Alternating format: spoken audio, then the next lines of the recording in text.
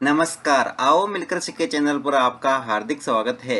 इस वीडियो में मैं लेकर आया हूं कक्षा 6 नागरिक शास्त्र की दैनिक और वार्षिक पाठ योजना, जिसमें प्रकरण लिया है बालक कर्तव्य व जिम्मेदारी। इसमें शिक्षण बिंदु है बालक का दुर्व्यवहार, बालकों के कर्तव्य और सुरक्षा व जिम्मेदारी। तो चलिए शुरू करते हैं।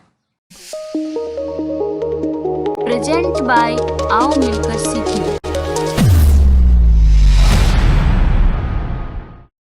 सर्वप्रथम लिखेंगे विद्यालय का नाम, जहां पर आप ये लेसन प्रस्तुत करेंगे। कक्षा 6 विषय नागरिक शास्त्र, प्रकरण बालक कर्तव्य व जिम्मेदारी। यहाँ पर दिनांक, कालांश और समयावधि 30 मिनट। फिर टेबल बना करके एक तरफ लिखेंगे शिक्षण उद्देश्य, दूसरी तरफ अपेक्षित व्यवहारगत परिवर्तन। शिक्षण उद्देश्य में पहला लिखेंगे ज्ञानात्मक। इसमें लिखना है विद्यार्थी बालक के कर्तव्य व सुरक्षा का प्रत्यास्मरण कर सकेंगे। विद्यार्थी बालक के कर्तव्य व सुरक्षा का प्रत्याभिज्ञान कर सकेंगे। अवबोध, विद्यार्थी बालक के कर्तव्य व सुरक्षा की व्याख्या कर सकेंगे। विद्यार्थी बालक के कर्तव्य व सुरक्षा की वर्गीकरण कर सकेंगे। फिर है ज्ञानोपयोग, जिसमें लिखेंगे विद्यार्थी बालक के कर्तव्य व सुरक्षा में संबंधित प्राप्त ज्ञान को अपने भावी जीवन में आवश्यकता अनुसार उपयोग कर सकेंगे। विद्यार्थी बालक के कर्तव्य व सुरक्षा का विश्लेषण कर सकेंगे। कौशल, विद्यार्थी बालक के कर्तव्य व जिम्मेदारी की कुशलता का विकास कर सकेंगे।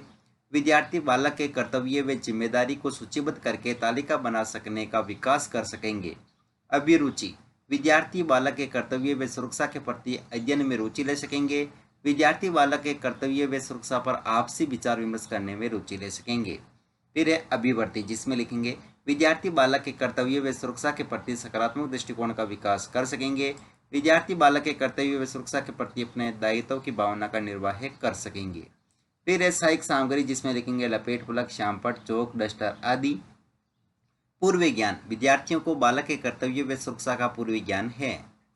फिर है प्रस्तावना प्रश्न, जिसमें टेबल ड्रॉ करके लिखेंगे छात्राध्यापक क्रियाएं, दूसरी तरफ विद्यार्थी क्रियाएं। अगर आप छात्राध्यापिका हैं तो जहां पर भी छात्राध्यापक लिखा है उसकी जगह आप छात्राध्यापिका लिखेंगे। इसमें फर्स्ट क्वेश्चन, बच्चों का शोषण कहाँ होता है? परिवार, समाज आदि में। परिवार में बच्चों का व्यवहार कैसा होता है? अच्छा, स्नेहपूर्ण आदि। बालकों के अच्छी व्यवहार के साथ और क्या क्या जुड़े होते हैं? उनके प्रति कर्तव्य व जिम्मेदारी तथा सुरक्षा आदि। बालकों के कर्तव्य व सुरक्षा के बारे में आप क्या जानते हैं? समस्यात्मक प्रश्न। उद्देश्य कथन में लिखेंगे विद्यार्थियों, आज हम बालकों के कर्तव्य व सुरक्षा के बारे में विस्तार पूर्वक अध्ययन करेंगे। फिर है प्रस्तुतिकरण, जिसमें टेबल ड्रॉ करके लिखेंगे शिक्षण बिंदु, छात्राध्यापक क्रियाएं, विद्यार्थी क्रियाएं, विधि पर विधि और श्यामपट 7। शिक्षण बिंदु में पहला लिखेंगे बालक का दुर्व्यवहार, जिसमें विकासात्मक प्रश्न में फर्स्ट क्वेश्चन, घर में लड़ाई झगड़े से बालक पर क्या असर पड़ेगा? बालक पर बहुत बुरा प्रभाव पड़ेगा। बालक को डांटना व फटकारना से बालक पर क्या बीतेगी? बालक का दुर्व्यवहार होगा। बालक का दुर्व्यवहार के बारे में आप क्या जानते हैं? निरुत्तर विधि में प्रश्नोत्तर विधि। फिर है छात्राध्यापक कथन, जिसमें लिखेंगे बच्चों के साथ किसी भी तरह का शारीरिक, लैंगिक या भावनात्मक दुर्व्यवहार, अत्याचार एवं हिंसा को बाल दुर्व्यवहार माना गया।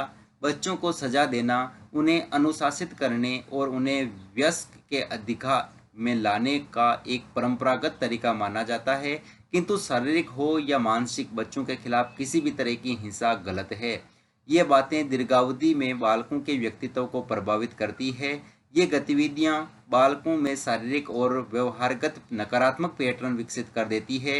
इनके प्रभाव स्वरूप बच्चों में अनिद्रा, नैराश्य की भावना, खुद को बेकार समझना, क्रोधित होकर चिल्लाना, चिड़चिड़ापन बढ़ना, दोस्तों से अलग होना, ध्यान केंद्रित नहीं कर पाना, पढ़ाई में कमजोरी, झगड़ालू व्यवहार, नफरत, विद्यालय या घर से भागना जैसी स्थितियां सामने आती है। यहाँ विद्यार्थी क्रिया में विद्यार्थी ध्यानपूर्वक सुनेंगे तथा मुख्य बिंदुओं को अपनी अभ्यास पुस्तिका में लिखेंगे। विधि में वाक्यान विधि और श्यामपट सार में बच्चों के साथ किसी भी तरह का शारीरिक, लैंगिक या भावनात्मक दुर्व्यवहार, अत्याचार एवं हिंसा को बाल दुर्व्यवहार माना गया है। फिर है बोध प्रश्न, इसमें फर्स्ट क्वेश्चन, परिवार में झगड़ों से बच्चों में किसकी भावना खत्म हो सकती है? आत्म सुरक्षा की। अगला क्वेश्चन है बालक के व्यक्तित्व को कौन से कारक प्रभावित करते हैं? शारीरिक व मानसिक आदि। फिर है यहाँ पर विधि में प्रश्नोत्तर विधि और अगला शिक्षण बिंदु है बालकों के कर्तव्य, जिसमें विकासात्मक प्रश्न में फर्स्ट क्वेश्चन, परिवार में बच्चों का व्यवहार कैसा होता है, अच्छा व स्नेहपूर्ण आदि। बच्चों के अच्छा व्यवहार के अलावा और क्या क्या जुड़ा है, कर्तव्य व सुरक्षा। बालकों के कर्तव्य के बारे में आप क्या जानते हैं, निरुत्तर विधि में प्रश्नोत्तर विधि। फिर एक छात्राध्यापक कथन जिसमें लिखेंगे बालकों के अधिकारों के साथ साथ कर्तव्य भी जुड़े हुए हैं। बच्चों में जिन कर्तव्यों की पालना की अपेक्षा की जाती है, बच्चों को अभिभावकों, शिक्षकों, कर्मचारियों और बाहरी लोगों का सम्मान करना चाहिए। बच्चों के अपने से संबंधित आवश्यक जानकारियां अभिभावकों और शिक्षकों को देनी चाहिए। दूसरे साथियों के साथ अपने ज्ञान को बांटना चाहिए। कभी भी दूसरे बच्चे के साथ दुर्व्यवहार या शारीरिक चोट पहुंचाने का काम नहीं करे। तनाव नहीं दे, धमकाए नहीं और छोटे नामों से नहीं पुकारे। अपमानित करने वाली भाषा का इस्तेमाल नहीं करे। यहाँ विद्यार्थी क्रिया में लिखेंगे विद्यार्थी ध्यानपूर्वक सुनेंगे तथा मुख्य बिंदुओं को अपनी अभ्यास पुस्तिका में लिखेंगे। विधि में वाक्यान विधि और श्यामपट सार में बच्चों को अभिभावकों, शिक्षकों, कर्मचारियों और बाहरी लोगों का सम्मान करना चाहिए। फिर है बोध प्रश्न, इसमें फर्स्ट क्वेश्चन बच्चों को किन किन लोगों का सम्मान करना चाहिए, शिक्षकों, अभिभावकों, कर्मचारियों आदि का। व्यक्तियों को एक दूसरे के साथ कैसा व्यवहार करना चाहिए, स्नेहपूर्ण व्यवहार विधि में प्रश्नोत्तर विधि। फिर अगला यहाँ पर शिक्षण बिंदु है सुरक्षा व जिम्मेदारी, जिसमें विकासात्मक प्रश्न में फर्स्ट क्वेश्चन सड़क पार करते समय हमें किन किन बातों का ध्यान रखना चाहिए, नियम व कानून आदि का। नियम व कानूनों के पालन करने से हमारी क्या होगी, सुरक्षा। सुरक्षा व जिम्मेदारी के बारे में आप क्या जानते हैं, निरुत्तर विधि में प्रश्नोत्तर विधि। फिर है छात्राध्यापक कथन, जिसमें लिखेंगे ऐसी जगह मत जाओ जहां आपको असुरक्षा महसूस होती हो, तो जैसे ही कोई खतरा महसूस हो वहां से निकल जाओ। अजनबियों से बात करते या कुछ लेते समय सतर्क रहो। कोई तुम्हें उपहार, खिलौने, पैसे, गाड़ी में गिफ्ट देने या घुमाने का लालच दे तो इसके बारे में अपने अभिभावकों, शिक्षकों या प्रशासन व कर्मचारियों को जरूर बताओ। ज़्यादा लोगों के बीच में रहना अधिक सुरक्षित होता है, अतः समूह में खेलो और घूमो। यदि आप अकेले हैं और खतरा महसूस कर रहे हैं तो 1098 या 100 नंबर पर फ़ोन करें। सुने स्थानों के शौचालयों में अकेले नहीं जाएं। इंटरनेट पर अजनबी व्यक्तियों को अपना नाम, पता, उम्र, फोटो आदि उजागर नहीं करें। यहाँ विद्यार्थी क्रिया में विद्यार्थी ध्यानपूर्वक सुनेंगे तथा मुख्य बिंदुओं को अपनी अभ्यास पुस्तिका में लिखेंगे। विधि में वाक्यान विधि और श्यामपट सार में अपनी सुरक्षा अपने हाथ में है। बच्चों को चाहिए कि वे आसपास की स्थितियों के प्रति सजग रहे।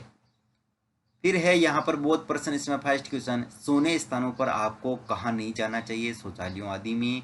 यदि आपको अचानक कोई धमकी या चेतावनी मिलती है तो आप क्या करेंगे, आवाज लगाओ और अपने साथियों को बुलाओ आदि। विधि में प्रश्नोत्तर विधि। फिर है मूल्यांकन प्रश्न, इसमें फर्स्ट क्वेश्चन यदि आप अकेले हैं और खतरा महसूस कर रहे हैं तो कितने नंबर पर फोन करेंगे, 1099 या 99, 1098 या 100, 1097 या 98, 1096 या 97। ऐसी जगह मत जाओ जहां आपको महसूस होती है सुरक्षा या असुरक्षा।